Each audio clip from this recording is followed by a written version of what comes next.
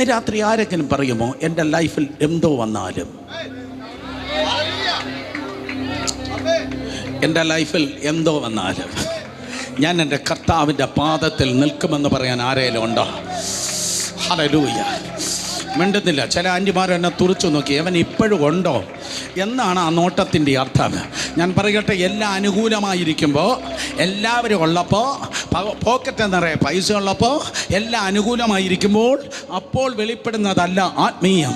സകലതും പ്രതികൂലമായിരിക്കുമ്പോൾ, അത്തിവൃക്ഷം തളുക്കാതിരിക്കുമ്പോൾ, മുന്തിരിവെളിയിൽ അനുഭവം തരാതിരിക്കുമ്പോൾ, നിലങ്ങൾ ആഹാരം കൊടുക്കാതിരിക്കുമ്പോൾ, ഗോശാലികൾ കന്നുകാലികൾ ഇല്ലാതിരിക്കുമ്പോൾ, സകല നന്മകൾ ഇല്ലാതിരിക്കുമ്പോൾ അപ്പോഴും വിളിച്ചു പറയണം, എൻ്റെ കർത്താവ് തിന്മയ്ക്കായി ഒന്നും ചെയ്യുകയില്ല.